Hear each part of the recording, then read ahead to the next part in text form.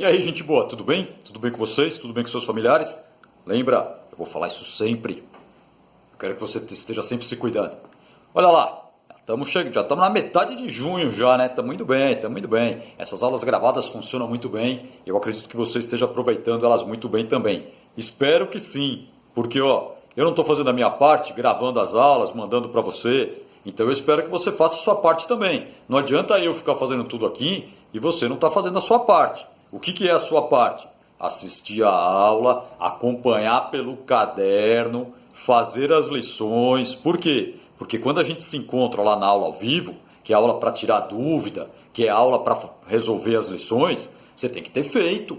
Senão eu fico lá, um ou outro colega faz e você fica ali só olhando, não faz nada. Não está nem entendendo o que nós estamos falando. Então, ó, não é bronca não, eu não dou bronca em ninguém, você sabe. Isso é um alerta, tá? Logo, nós vamos voltar para a escola. Não sei quando ainda, mas logo, a gente vai voltar. Quando a gente voltar, essa matéria já vai ter sido dada. Eu posso até voltar, fazer uma revisão, lógico que faço. Mas o mais legal é se você estiver aproveitando. Se o seu colega está aproveitando, é porque dá para fazer. É só você fazer também. Ah, mas eu não quero fazer na hora da aula. Não importa. A aula gravada é boa por isso. Você pode assistir ela num outro horário. Você pode assistir ela até antes. Eu mando a aula antes do dia até. Você pode assistir antes, pode assistir depois. Mas não deixe de assistir às aulas, por favor. Tá bom? Então, ó, vamos lembrando, hein? Nossas aulas, quanto mais parecidas com a aula que a gente faz na escola, melhor. O nosso cérebro não gosta de muitas mudanças. Ele gosta de seguir um certo padrão. Então vamos seguir o mesmo tipo de aula que a gente faz lá na classe. Pega seu livro então, por favor. Esse é o melhor jeito. Vai por mim, eu sou velho dando aula já. Eu sei o que eu estou falando. Pega o livro aí, por favor. Vai lá buscar ele lá, fica esperando um pouquinho aqui.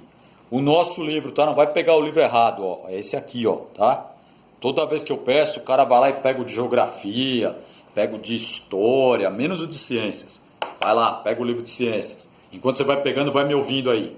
Nós já vimos essa última parte toda que a gente está estudando de aulas gravadas. A gente está falando dos vegetais. Já falamos bastante até dos vegetais. Já falamos dos grupos, já falamos dos órgãos vegetais, os principais. Agora nós vamos começar a falar de outros tipos, não outros tipos de vegetais, mas outras formas que esses vegetais são usados por nós, humanos. Nós tiramos muito proveito dos vegetais. Quando a gente fala em vegetal, a gente fica pensando direto só na alimentação.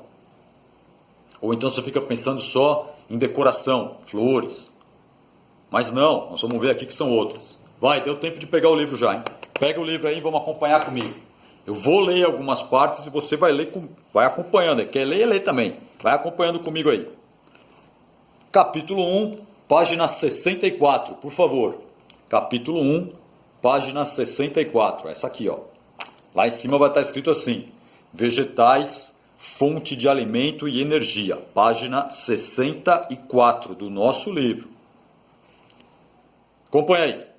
Os vegetais estão presentes em praticamente todas as nossas atividades. A gente nem pensa nisso, mas estão sim. É difícil pensar em algo que fazemos que não tenha relação com os vegetais ou alguma substância que deles extraímos. Você pode nem estar pensando nisso, mas esse livro que você está segurando, as folhas dele, você sabe que o papel é de origem vegetal. Boa parte das roupas que a gente usa tem fibras vegetais. Então, ó, o vegetal está muito mais presente do que só na nossa alimentação. Na nossa alimentação é muito importante. Na fotossíntese para o oxigênio nem se fala. Mas nós extraímos muitas outras coisas dos vegetais. Acompanha aí. A base da alimentação das populações humanas é de origem vegetal. A gente já viu. Como o vegetal é produtor, ele sabe produzir o próprio alimento. Nós aprendemos que esse alimento que ele produz para ele serve muito bem como fonte de energia e nutrientes para a gente. Então a gente aprendeu a se alimentar dos vegetais. E a partir daí nós usamos muitos vegetais na nossa alimentação. As plantas são matéria-prima para muitos objetos e substâncias que usamos cotidianamente. Aí tem uma foto aqui de parece uma feira ou um mercado, né? Além de fonte de alimento, que outros usos fazemos das plantas no nosso dia a dia? Aí cada um pensa num jeito aí de falar. Ah, não sei, eu tenho planta para ornamentar a minha casa, o meu jardim, eu tenho um vaso de flor dentro da minha casa, eu tenho um objeto, eu tenho remédios, tem remédios que são feitos com plantas. sabonetes. Tem alguns sabonetes aí que tem feito diretamente de óleos de alguns vegetais. Então, tem muito. Vai pensando aí, vai olhando em volta aí de você aí que você consegue já descobrir alguma coisa aí ligada a vegetal. Continuando, os vegetais na alimentação. Os vegetais produzem matéria orgânica quando realizam a fotossíntese. Acabei de falar. Essa matéria orgânica compõe as raízes, os caules, as folhas, as flores, os frutos, estruturas que podem armazenar substâncias de reserva de alimento. As substâncias que as plantas armazenam como reserva de nutriente são os amidos, os óleos, os carboidratos e proteínas. Quando comemos vegetais, aproveitamos uma parte da energia química armazenada nessas substâncias. Então, são substâncias muito... Igual a gente faz aquela brincadeira assim, fala uma comida que você gosta. Aí você fala a comida, eu falo, é uma planta, direta ou indiretamente é uma planta. Aí você fala assim, vou comer arroz e feijão só. A quantidade de nutrientes que tem num prato de arroz e feijão é praticamente quase tudo que seu corpo precisa. Então, os vegetais, eles produzem uma quantidade de nutrientes muito boa para a nossa alimentação. Aí aqui tem vários exemplos de vegetais, eu não vou ficar lendo, mas você vai ler, tá? Vários grupos, as sementes, as raízes, os caules. Aí, até tem a batata aqui, que você achou que batata não era caule. Eu tinha falado para você na outra vez já. A batata é um tipo de caule. A batata doce é uma raiz. Essa batata aqui, que o pessoal chama de batata holandesa, essa não. Essa é um tipo de caule. Aí tem vários tipos de fruto. Olha o tomate ali. O meu tomate lá. Cresceu bastante meu tomate já, hein? E alguns tipos de flores que a gente aprendeu a comer, alcachofra, couve-flor. A gente aprendeu a comer até flor dá para se alimentar. Se não me engano, numa aula ao vivo nossa lá, um colega perguntou, se dá para comer flor? Dá, a gente come flor. Tá? Aí você vai dar uma olhadinha. Vira aí, por favor. Óleos e gorduras vegetais. Para obter óleos e gorduras, a indústria utiliza sementes, folhas ou polpa de frutos. Alguns frutos são mais oleosos. Faz um processo. Se você for pensar simples assim, é como se amassasse o fruto e tirava o óleo. Existe um processo de destilação, são processos químicos mais elaborados. Para a semente, eu tenho que fazer uma extração, muitas vezes é uma extração com pressão, a vácuo, mas dá para tirar o óleo dos vegetais. Óleos são líquidos viscosos e gorduras são sólidas, pastosas, mas isso depende da temperatura. Alguns óleos, como o azeite de dendê, mudam de fase apenas com a variação da temperatura ambiente. Em dias frios são sólidos, em dia quente são mais viscosos. Aí tem um exemplo aqui de um tipo de óleo. Aí ali em cima vai estar falando como faz, igual eu falei para você, os processos. Para extrair óleos por prensagem, nesse caso utiliza-se pressão mecânica, acabei de falar, pressão, que rompe as células que armazenam o óleo, separando das demais substâncias. Outro método é o uso de um solvente, uma outra substância para dissolver. Nele utiliza-se uma substância líquida que dissolve os óleos que são assim extraídos. Aí aqui vai ter uma tabelinha mostrando diferentes tipos de óleo. Para a gente não tem muito costume de comer vários tipos. Para a gente o mais comum é o óleo de soja, que deve ter na sua casa, aí lá na cozinha, lá deve ter um monte de garrafinhas de óleo de soja para fazer a comida. Tem gente que usa o óleo de oliva, o azeite. Tem gente que usa óleo de girassol, também tem as garrafinhas. Tem outros tipos também, mas não é muito comum. Igual aqui, o azeite de dendê. Algumas famílias até usam bastante. Não é muito comum aqui no Sudeste usar o azeite de dendê. Ele é mais comum no Norte e Nordeste. Essa frutinha que está aqui do lado. Eles fazem a prensagem, tiram o óleo e usam na alimentação. Aí é costume de cada região. Então, aqui tem uma tabelinha com alguns tipos de óleos. São sementes que dá para tirar o óleo. Agora vamos ver uma outra parte. Então nós já falamos dos vegetais na alimentação. Agora nós vamos falar junto da madeira e do uso sustentável nas florestas. Aqui está falando diretamente a madeira como matéria-prima do papel, que eu acabei de falar para você. Você está segurando aqui, indiretamente, o que foi um vegetal que se transformou nesse papel que você está segurando. A celulose está presente nas células vegetais, é abundante nas folhas, nas fibras da madeira e nas raízes. Nós e a maioria dos outros animais não aproveitamos a celulose como alimento, pois não somos capazes de digerir a celulose. Se você engolir celulose, ela passa direto e sai nas suas fezes, você não aproveita. Nós não temos nenhuma substância que dissolve a celulose.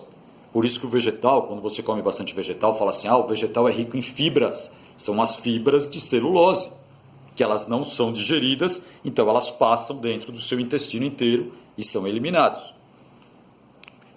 O cultivo de florestas também pode ter interesse à extração de fibras de madeira para uso industrial. Elas são usadas nas siderúrgicas, para queimar como calor, e nas indústrias de móveis, de papel, de celulose. Aí se você olhar agora em volta de você aí, tem algum móvel de madeira perto de você? Se tem um móvel de madeira, ele era uma árvore que foi cortada e transformada nesse móvel. Tá vendo? Então a gente usa muito os vegetais além da alimentação. Nossa sociedade consome grande quantidade de papel para imprimir livros, revistas, jornais, para embalar alimentos, produzir embalagens e para a higiene. As árvores usadas na fabricação de papel devem ser retiradas das matas de reflorestamento. Tem que tomar esse cuidado. Quando eu vou derrubar uma árvore para usar ela na indústria de papel, eu planto uma nova árvore no lugar, aí dá tempo dela crescer, enquanto isso eu vou tirando de outro lugar e plantando outra árvore. Tiro e planto. Quando eu voltar naquele primeiro lugar, já vai ter uma árvore grande outra vez, dá para eu começar tudo de novo. Eu não posso sair só derrubando elas, que vai chegar uma hora que vai acabar. É aí que vem a ideia do uso sustentável. Eu tenho que ter um pensamento de não destruir uma floresta. Eu posso reflorestar. Se eu vou usar ela como matéria-prima, eu planto ela de novo para dar tempo dela crescer e eu usá-la novamente. Dá certo, é só fazer. As árvores usadas na fabricação são retiradas de mata de reflorestamento. No Brasil, há reflorestamento principalmente de eucaliptos e pinos, que serve tanto para a indústria de papel como para a indústria de móveis. Produção de papel. A fabricação de papel, a madeira sofre transformações que mudam as suas características originais. Lógico, isso aqui não é uma árvore, tá? Foi transformado. Observe a ilustração que apresenta as principais etapas. Aí você vê você com calma aí, que eu não vou ficar lendo a ilustração, tá? Você olha aí e você vai vendo o processo, desde a floresta até o caderno que vai sair aqui na sua mão. A escolha da madeira e das substâncias que serão utilizadas em seu cozimento determinará o tipo de papel que será obtido no processo. Como as substâncias são muito tóxicas, as indústrias de papel têm grande potencial poluidor, tanto do ar como da água. Isso é um problema. Por isso que a gente também fala muito em tentar diminuir o uso do papel. Não é só pela derrubada das árvores, é porque a indústria do papel é uma indústria poluidora. Então, quanto menos papel a gente usa, a gente protege o planeta no geral. Protege as árvores, protege o ar e protege a parte líquida. E o solo, protege todo o ambiente. Então, quanto mais a gente pensar em economizar papel, melhor. Aí vai falar aqui de uma legislação que tem no Brasil, mas essa parte de lei de verdade, para a gente não é agora o mais importante. Vai ter um exemplo aqui de como tentar fazer um papel reciclado. Eu já tentei fazer, aqui parece muito fácil, tá? Mas não é tão simples assim não, tá? Aqui parece fácil, mas dá um certo trabalho que não sei se vale a pena. Aí vamos falar agora desse finalzinho, que são os vegetais produzindo energia e o uso sustentável da floresta. A extração de substâncias da floresta. Alguns materiais são obtidos sem necessidade de derrubada das árvores. É o caso do látex, extraído da seringueira. Você já deve ter visto muito isso. Uma árvore que o pessoal faz uns cortinhos, aí escorre uma seiva branca. Lembra, a seiva branca é extremamente tóxica. Caiu no olho, caiu no nariz, na boca, faz muito mal. Mas eles vão lá com cuidado e esse látex é transformado em matéria-prima para borracha. Usado na produção de borracha. Do copal extraído do tronco do jatobá, usado como impermeabilizante, é uma cera. Do tanino, que pode ser extraído de cascas de plantas do cerrado, utilizado na produção de tintas e vernizes para couro. Então não preciso derrubar uma árvore. Dá para tirar alguns pedaços dela e ela se recupera de novo, porque ela não foi derrubada. Com cuidado, né? Não posso ir lá arrancar metade de uma árvore, que aí a chance dela se recuperar é muito menor. E as florestas, E as árvores de florestas naturais, que são utilizadas na produção de muitos móveis, podem ser retiradas sem comprometer a floresta nativa. E outra, essas que são da indústria de móveis, na maioria das vezes eles plantam, ela cresce e eles cortam. No lugar já planta outra, para já dar tempo dela ir crescendo, aí eu vou usando outra árvore, quando eu volto lá, essa que eu plantei já está grande, eu posso cortar e começar, e vou ter sempre matéria para fazer meus móveis. E mesmo assim, é outra ideia que a gente está pensando. Tomar cuidado com esse consumo de móveis. Móveis também são coisas que a gente tem que fazer durar um pouco mais. Assim não precisa ficar comprando toda hora, assim não precisa ficar usando madeira toda hora. Então tudo isso a gente tem que pensar. Tudo que for usado com mais calma, sem muita troca, poupando os objetos, eles vão durando mais e assim vai preservando mais o planeta em si. Uso sustentável. A ação predatória das madeireiras é um fator de degradação das florestas nativas, principalmente no norte do país. A técnica agressiva usada de desmatamento não distingue os tipos, nem o tamanho ou quantidade de árvores que são derrubadas. Essa é a parte ruim. Eles vão lá e vão derrubando tudo. Cerca de 80% da floresta nativa da Amazônia legal ainda está em pé. Como preservar a floresta nativa restante e ao mesmo tempo utilizá-la como fonte de renda? Aí é só ter aquilo que eu estou falando para você. Fazer tudo com calma, com cuidado, observando o que pode ser retirado, o que não pode, o que tem que esperar deixar crescer um pouco mais. Essa não dá para cortar de jeito nenhum, não corta, vai ficar lá. Então, se for fazendo assim, eu vou mantendo por mais tempo a floresta. Vegetais e energia, e aí acaba o nosso capítulo. Quando se queima um pedaço de madeira em presença de ar, há liberação de energia para o ambiente sob a forma de calor, energia térmica, e sob a forma de luz, energia luminosa. Quem já fez churrasco em casa aí, você joga o carvão lá, o carvão é um tipo de madeira que foi previamente queimada e termina de queimar na sua casa. Na hora que taca fogo lá, começa a produzir luz, que é o fogo que você vê, e calor, você sente o calor. Essa energia está sendo liberada pelo aquele pedaço de vegetal que é o carvão. Se eu queimo uma árvore, mais energia vai liberar ainda. Essa propriedade faz da lenha o combustível provavelmente o primeiro utilizado pelo ser humano. Isso é verdade. Desde a época lá das cavernas, quando o homem descobre que ele consegue dominar a produção do fogo, ele passa a usar vegetais para alimentar esse fogo, e aí ele vai mantendo o fogo queimando, e aí ele vai começando a evoluir, assando o seu alimento, se protegendo de animais, e aí vai. Ele vai usando o fogo, sempre queimando uma matéria vegetal no começo, até ele descobrir os combustíveis, mas isso demorou um tempo. No começo, ele usava vegetais. Uma parcela muito significativa da população depende da lenha para cozinhar, ainda. E essa é uma das principais utilidades da lenha como fonte de energia e uma das causas da degradação das florestas em muitas regiões do planeta. Aí vai estar falando sobre o carvão vegetal, vai falar sobre os combustíveis no final. O combustível álcool, gasolina, a principal diferença, você vai ler, eu não vou mais ficar te perturbando não. A principal diferença é, o combustível, o álcool, ele é feito a partir da cana de açúcar. Eles moem a cana e com aquele líquido eles passam por um processo de destilação, fermentação e destilação e produz o álcool. Então ele é um produto indiretamente vegetal. A gasolina, ela é um derivado do petróleo. Animais e plantas misturados com o mar, que ficaram soterrados há muitos anos atrás, passaram por um processo que produziu esse óleo, que é uma mistura de animais, plantas, água do mar. Só que esse vai acabar uma hora. O petróleo não forma petróleo. O petróleo já se formou. Uma hora ele vai terminar. Então o uso do combustível de origem vegetal é melhor. Aí vai estar falando essa parte final, não vou ler. O que eu vou pedir para você? Esse finalzinho de verdade, você lê, é mais uma curiosidade, por isso que eu não estou me pegando. O que eu queria que você prestasse mais atenção é nesse começo que eu falei. O que eu vou pedir para você fazer? Essa lição, tá? Nem é tanto assim. Página 75, você faz essa lição, porque no nosso próximo encontro ao vivo eu vou corrigir essa lição. E eu gostaria de verdade que você tenha feito. Só as respostas. Escreve lá assim, ó, respostas da página 75. Lê a pergunta, põe só a resposta. Porque quando a gente for corrigir, eu quero que todo mundo participe. Eu quero chegar lá e fazer a pergunta e um monte de alunos estar sabendo a resposta para me falar. Tá bom? Então, ó, aproveita o capítulo, lê com calma, faz a lição.